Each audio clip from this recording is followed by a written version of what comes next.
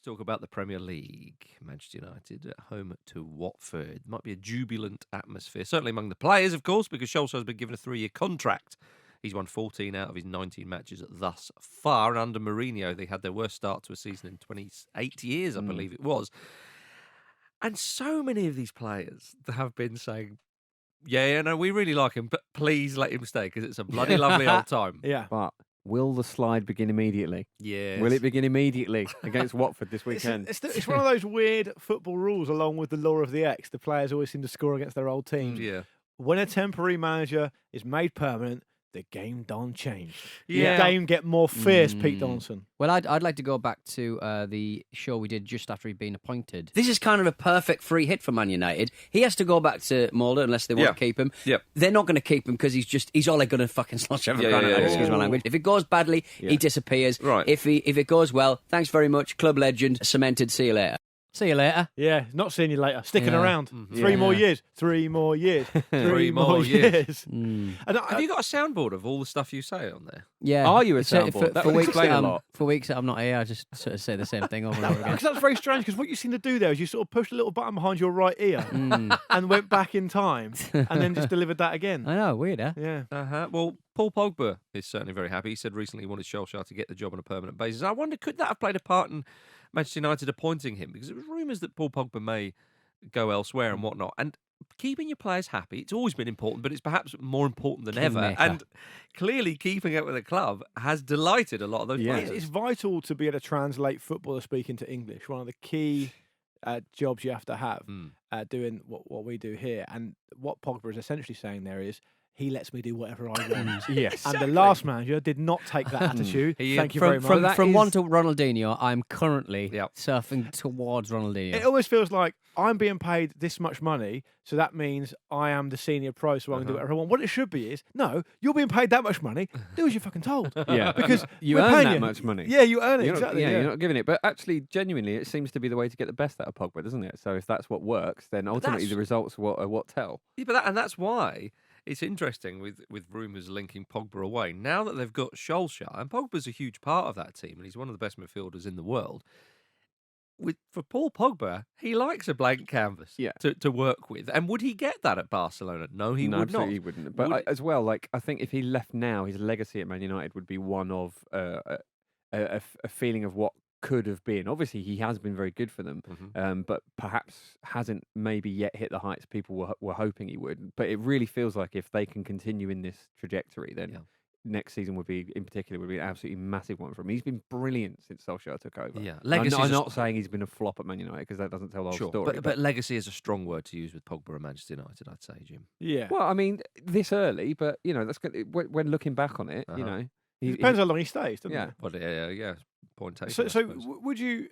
I mean, we talked about the spectre of changing from temporary to permanent, and I think without getting too boring about it, United clearly needs some direction at the top of the club, don't they? Director of football would be particularly needed, especially given the relative experience of Solskjaer and how they want to run the club and all the rest of it. So that's really important to come in. Hopefully they've got something lined up for that. I've not seen if they have or not at the time of recording. I'm just going to chuck a name out there, Louis van Gaal. Yeah, he seemed to say the other day that, or was it yesterday, that Solskjaer's no different to Mourinho. The only difference is he's winning games. Now, I guess it's a big difference, isn't it? It's what you're there for. Well, first of all, that is a big difference. Yeah, that is the job. But also, I suppose he means the sort of rearguard action, the sort of soak up the pressure kind of thing they did against PSG or something. Is he thinking that? I think he's talking about. I love how park the bus is now in the football lexicon. I mean, I suppose it has been for a little while, but even someone like Van Gaal's using it. He says they use park the bus tactics, which most people will call defensive tactics. But he's saying Mourinho and Solskjaer are the same in doing that. But clearly, the football played under Solskjaer, and there's a load of stats to back this up, which I thought I'm not even going to bother bringing because anyone who's glanced at Man United under Mourinho, under Solskjaer, can see the difference. Yeah. It's like Van Gaal's just read the scores. It's like he hasn't looked at anything other than that. It's like he's recently retired and he's just sitting in his Algarve. You know what place happens? And just shooting. Yeah, well, it probably is that. But you know what happens? When you get to that stage of your career and you've been in football your whole life, people are climbing over themselves to get an interview with you. If you think Louis van Gaal cares about doing research about that kind of crap that he talks about, he just says what he thinks and people lap it up. That's where that's coming from. I mean, he's always done that, by the way. Of course he has, Indeed. absolutely. Yeah. But do you think there's a question mark over... So Solskjaer came in around the middle of December, right? And then he went on that amazing run. Is there a question mark? This may sound ridiculous given that they turned it around against Paris Saint-Germain, but they were a bit fortunate to go through. They were. They were very fortunate in the game where they beat Spurs away. De Gea played brilliantly that day, if I remember. And then their other sort of trademark wins have come against Arsenal and Chelsea in the FA Cup, which of course they then got knocked out to Wolves. Is it just a case of too early to say, or is there a question mark over Ole Gunnar Solskjaer and how he sets up teams against the big teams and the big games he's got to win? Because now the game done changed. He's the permanent manager there. He's the figurehead. He's probably going to be judged on these types of games. I'll revert you back to Pete Donaldson's comments from the other week, or whenever it was. Will he have any control over the sort of players that are going to be entering and exiting Manchester United? That's I'd what imagine I worry he would about. consult He Paul. will be, 'cause there's no one, is there? He'll consult Paul Pogba. Paul, what's that you got written down there, mate? Just let us know. Give us a shout. They're all your mates. Paul, who are you on the phone to? Paul, who are you on the phone to? What do you reckon, Jimmy? Well, I think the interesting thing with his management style has been that he's made all the right noises, isn't he? And he's got that Mancunian accent. Well, not just in that sense, just that he's always talking about positivity, and he's very sort of Cups. Cups. He does love a cup. Yeah, and he's very sort of positively analytical about whatever United have done. Even when they've won, he's talked about stuff they could do better, and he's highlighted the stuff they could do well. And it looks, just from seeing him speak, that he is a very, very good motivator. So we're talking about this sort of slip up as if it will happen, but I don't know if it necessarily will. Now, the international break has come at a really good time for them, because they're basically in their first wobble, and they have a little break from that, and they can regroup. And I think it'd be really interesting to see how things done change now that he is the man in charge, and because everyone's looking at him like, it's Ole Gunnar Solskjaer. We love Solskjaer. That's brilliant. What a nice thing to happen to such a nice man. This is different now because he's the boss. Yes. And how does he step up into that role? And I have to say, from what I've seen, I think he's going to do that well, because he always looks very, very calm and collected. They are going to get tonked by Barcelona, though, aren't they? They're probably going to go out the Champions League. Yeah. I think obviously, even if they squeeze past Barcelona, I personally wouldn't think that they have a decent chance of winning it. This season domestically, he's going to get a free pass, really, isn't he? Because he come in midway through, and I know it's demanding, but he's had a good start. I guess the situation is that Man United isn't the same now as it was 15 years ago, when you probably had Man United and Arsenal, or before that Man United and Newcastle, or Man United and Chelsea, or whatever. Really now, I mean, you're looking at 6 teams, aren't you, who are really battling the way to get in those top 4 positions. Man United may well miss out this year, and then it depends what he does next year. It's very, very competitive at the top of the Premier League when compared to when he was last in the Premier League as a player, which is why it's so or crucial. as a manager at Cardiff. Well, yeah, which is why it's so crucial for a top 4 finish, because if they finish in the top 4, they've got players who are happy. So I would argue that the likes of Pogba are more likely to stay. If you're if he's got money to spend in the summer, you'd imagine he would.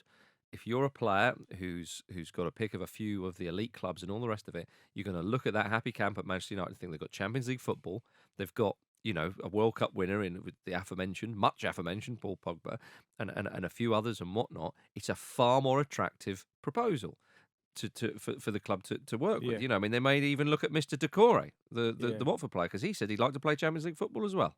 Half the Watford team say that. Yeah, I mean, I do like Decore's honesty. He said in January he wanted to move to PSG, and he's now come out and said he'd like to play Champions League. And he said, just like most of the Watford squad. I said, well, hang on, don't. Yeah. That was at least don't name us. At least Hazard, keeps it to himself. Well, only just. Yeah. But yeah, he did reiterate that he's happy at Watford, and then said, well, we'll have to wait and see what happens in the summer transfer window. Just because you're happy in one place doesn't mean you can't be happier somewhere else.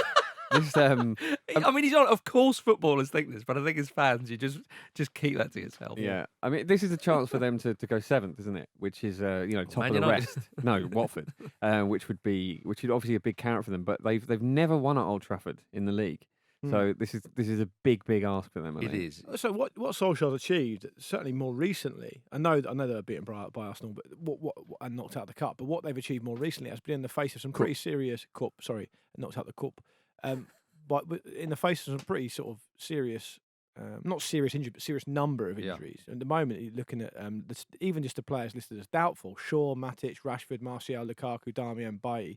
It's a big amount of they've team. got a lot. So, They've got a lot. So he's going to have to navigate those quite stormy waters. I think he'll probably get through on a feel-good factor this weekend. But then they're at home, aren't they, to Watford, Old Trafford? And Watford are a good team, but perhaps not so good away. Watford are 7-1 to win this game, by the way, with Bet365. £10 return to £80, including stake. The feel-good factor is not going to last forever. Jim's absolutely right, I think. He hit the nail on the head. It's a nice thing that happened to who seems like a lovely guy and someone we hold in a lot of affection because of what he's achieved in the Premier League in the past. That's not going to last forever. Liverpool versus Spurs, the weekend's thigh rubber. And Liverpool need a win, as you'd expect. So the Spurs, by the way. Yeah, well, they do. You'd expect Man City to beat Fulham. But Liverpool probably without Jordan Henderson. Spurs probably without Eric Dyer. So that frees up the midfield a little. Two sort of screens have been removed. It's like a house party with an open door. Yeah, it's nice. It's nice. It is. Alexander-Arnold will probably miss out as well, which is a plus for Spurs because he's been very good indeed, and his delivery from out wide has been up there with Mr. Robertson's on the other flank as well. So it'll be interesting to see what the old Klopper does to navigate that. And what a difference a few weeks makes, because we could be sitting here on Monday talking about the fact that Spurs are only in the top 4 places on goal difference after 5, 6, 7 weeks ago, whatever it was, not even that long ago, maybe, there were chance to go 2 points off the top of the league. Well, this is it, yeah. They've lost 3 of the last 4 and won none of their last 4 in the league. Well, they don't want to go from outside bet for title contenders to not even in the top 4, which is a possibility now. I still fancy Spurs to get top 4.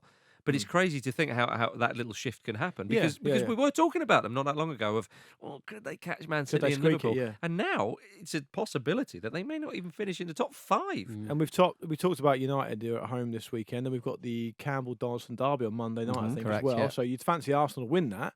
At home. Yeah, brilliant at home, Arsenal. In which case, if that is the case and Spurs don't get a positive result at Liverpool, they'll be only in the top 4 on goal difference. Yeah, now it could be, we've said this for a few weeks now, it could be a nervy one at Anfield. But I think this is probably a good game for Liverpool to come off the international break. Yeah. Because you come off and you've got to be out the races straight away. And there's no concentration issue or anything like that. Exactly, yeah. And Liverpool, they know that it's all in Man City's hands now because they've got that extra point, of course, presuming that they win their game in hand. And obviously Liverpool have thrown away their lead, but we did say that perhaps Liverpool would prefer to be just chasing, but only slightly behind. That's pretty much the position they're in. You know what's crazy about the whole standard is that Liverpool have only lost 1 game in the league this season. I know. And you wouldn't. I don't think they're favourites to win it. It's absolutely mad. Yeah, I know they've been immaculate. I was talking when I did the round weeks with Jeremy Carragher years and years ago under Benitez, I think Liverpool lost 2 games in the league and didn't win the league. Yeah, it's crazy. They've come pretty close.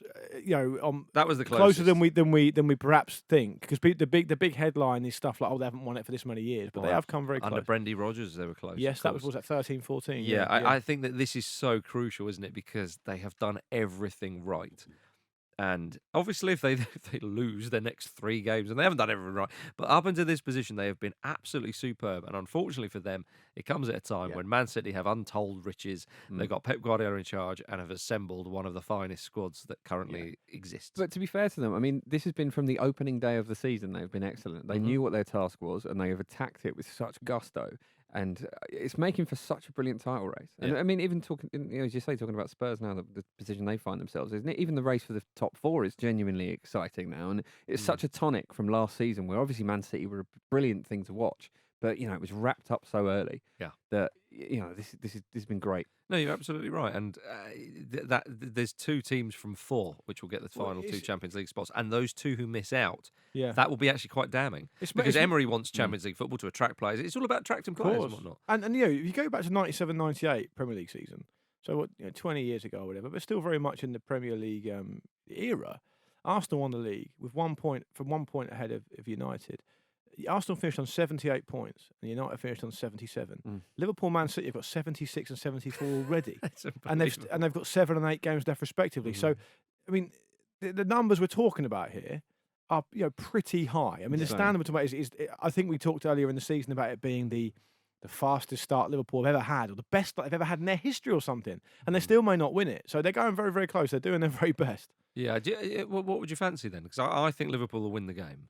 The draw is 3-1 with Bet365. £10 returns £40, including stake. I don't think that's a terrible shout. I think it's a good game. It's a better game for Liverpool than it is for Spurs because Spurs are on a bit of a difficult run. I'm not fully across what players Spurs have got back. Have they got any injury problems now? They got the Dyer, obviously, yeah. I get the feeling that Liverpool have travelled a bit, though, haven't they? Like their players. Yeah, true. Winks is still doubtful. He is, yeah. So yeah, look, I think Liverpool will clearly be the favourites because it's at Anfield. It'll be a good game. I won't be watching it, of course, because I'll be at the Checker Trade Trophy final. Pompey playing Sunderland. Correct. Yeah. My goodness, what a game Mother's that is. Day. Yeah. Happy Mother's Day, Mrs. Moore. Yeah, exactly. Yeah. She'd love the peace and quiet. I think. Talking of, as we did before, managers wearing tracksuits. Obviously, Klopp prefers the informal. I know they played in the Champions League final last season, but I can't picture Klopp in a suit. He was dressed as a pantomime dame. That'll be it. Can you honestly remember what he was wearing at the Champions League final last year? No, he was dressed as a pantomime dame. Amazing. Can you picture him in a suit? I can weirdly picture him as a pantomime dame a lot more, like with a beauty spot and everything. Yeah. Rouged. Yeah. Or a half and half. So one half of him, he turns to you on the right, he's the Dame, and then the other half, this is Jurgen Klopp, the football manager. Well, that seems to be the thing at the moment. Like, see that horrible Manchester City kick with like Oh, 6 different God. kits in one? That's a bit silly. We started something at that Glasgow live You show started something. when we did a half and half Rangers Celtic top. Why do you keep And saying now we? everyone's at it. There's nothing to do with us. We were having It the was in the pre-production football meeting. You spent ramble. your whole time stitching together a Rangers Celtic hybrid. To be fair, a Ramble- fine job he did too as well. Frankenstein. RambleLive.com. Yeah. It's all under the same banner. Whatever happens on stage. Stays on stage. Yeah. But yeah, when you're Exactly. bringing people together, you're trying to do what no one can or perhaps Yeah. Should do. Yeah. Next, the Irish border. That's what I'm saying. Just because you The can backstop. doesn't mean you should. Yeah. Like when you pissed in that charity Oh, bucket. come Oh, on. Hey. Jim. I didn't bring that up. Again, RambleLive.com. Yeah, exactly. Yeah. Sorry about that. Vote for Pete Steele. Harry Kane said that he'd like to switch from football to American football when he's kind of done with. He seems regular he seems football. deadly serious. He sort of Yeah. said like, I'll give it 10 years and then I'll start thinking about it in the NFL. It's like, that's very big of you. No reason why Could it have anything to do with Spurs' NFL deal? Could be. Oh, maybe. Kane is obsessed with NFL. He He loves loves it, the doesn't Patriots. He loves Brady and Edelman and all the rest of them. And I think this might be a stretch too far, but I might have read at one point that his penalty routine, he does that same routine. I think he might have learnt that, or at least been influenced by that from Steven Gostkowski, who was the kicker for the Patriots. And because he's Instagramming himself with New England Patriots all the time when he goes over there. So it wouldn't be out of the... Didn't Clive Allen kick for an American football team for a bit That towards rings the a end of his bell. career Was as well? there So talk of David James wanting to do that You as can well? see with Yeah. keepers because they absolutely willy the there's bloody no thing, don't reason. they? There's absolutely There's no no- reason. yeah. If Kane retires from Premier League football at 35 and he doesn't want to play for anyone else, and he's made his money, which he would have done, he's done everything he wants to So what do. does a kicker do actually? Well, Obviously they kick, but I mean, how much are they on the field? Because he can't. No, they just come on to kick and go off again. Is that it? Yeah, they don't do anything else. Oh yeah, get him in there. Yeah, so I'm saying. I thought yeah. you said. I thought you have to kick, and then you might have to take a few hits. If the team drives, doesn't get a touchdown, and they've got one down left, they'll go for a field goal, and it's just like a rugby kick. Is that it? Yeah, I mean, sometimes they get totaled by an on-running defender, but they're normally pretty well protected. Yeah, I could give that a go. There we go. Oh, Now I'd we're love to talking. see that. Now we're talking. Marcus there's a declares for the feature. NFL. Yeah, There's a feature for the live show. And you three can defend me. No way.